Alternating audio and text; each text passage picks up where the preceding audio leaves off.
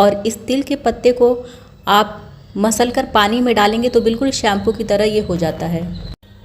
नमस्कार दोस्तों, स्वागत है आप सभी का भोजपुरी रेसिपी यूट्यूब चैनल पर। तो आज की वीडियो में हम जानेंगे कि तिल का पौधा कैसा होता है और तिल के पत्तों का क्या उपयोग होता है जितिया व्रत में। तो सारी जानकारी को संपूर्ण विधि से जानने के लिए वीडियो को आखिरी तक देखिए और जानकारी पसंद आए तो और लोगों के साथ शेयर करना बिल्कुल भी ना भूलें।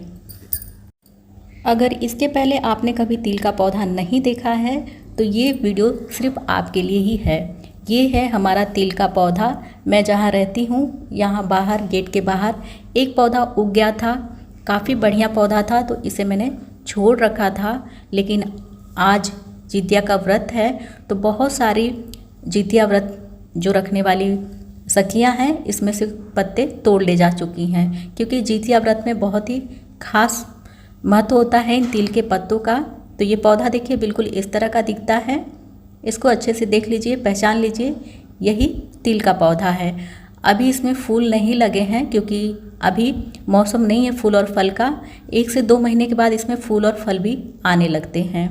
तो अभी तो सिर्फ ये पत्ता ही है। पत्ते को अच्छे से देख लीजिए और इसको पहचान लीजिए। मैं तो गांव से हूँ तो हमारे यहाँ तो तिल की बहुत सारी खेती होती है, तो मैंने बहुत ही आसानी से इसको पहचान लिया। जब ये छोटा सा उगा था तभी मुझे पता चल गया था कि ये तिल का पौधा है। लेकिन अगर आप शहर से हैं तो शायद आपने कभी नहीं देखा होगा, तो इसको अच्छे से देख लीजिए और पहचान लीजिए। अब मैं इसमें से थोड़ी सी पत्ती तोड़ लेती हूँ अपनी आवश्यकता अनुसार, बाकी छोड़ दूँगी क्योंकि और भी व्रती सखियाँ हैं उनको चाहिए होगी तो वो भी इसमें से काम चला लेंगी। अब इसका हम लोग करते क्या है, बहुत जगह पर क्या होता है ना कि जिस दिन जितिया नहाई खाई होती है उसी दिन बाल धुल के नहाया जाता है, तो इसी से बाल धुल के नहाया जाता है। और बहुत जगह जिस दिन जितिया व्रत रहा जाता है निर्जला, उस दिन दोपहर में नहाया जाता है, तो बाल को धोने के लिए इसी तिल के पत्तों का इस्तेमाल करते हैं। अब चलिए मैं आपको दिखाती हूँ कि इससे हम बाल कैसे धोते हैं। और आपको अगर पता करना है कि तिल के पत्ते ये सच में है या नहीं तो आपको कैसे पता चलेगा। सबसे पहले छोटी सी पत्ती को तोड़ लीजिए और उसको जब हाथ से मसलेंगे ना, और हाथ से मसलें या फिर एक आध बूंद पानी डालकर मसलेंगे तो वो एकदम लबाब जैसा हो जाता है, चिकना चिकना हो जाता है, फिसलने लगता है, तो पता चल जाएगा कि ये तिल का पत्ता है। और इस तिल के पत्ते को आप मसल कर पानी में डालेंगे तो बिल्कुल शैम्पू की तरह ये हो जाता है। तो इसे आपको बिल्कुल इसी तरह से यूज़ करना है। पत्तियों को अच्छी तरह से मसल कर किसी कटोरी में आधी कटोरी पानी लेकर उसमें डाल दीजिए और 10 से 15 मिनट के बाद आप देखेंगे कि ये बिल्कुल शैम्पू की तरह से लिक्विड एक तैयार हो जाएगा और इसी से बाल धोते हैं। और हमारे यहाँ जितिया व्रत में इसका खास महत्व होता है। तिल के पत्तों से बाल धोना बहुत ही शुभ माना जाता है।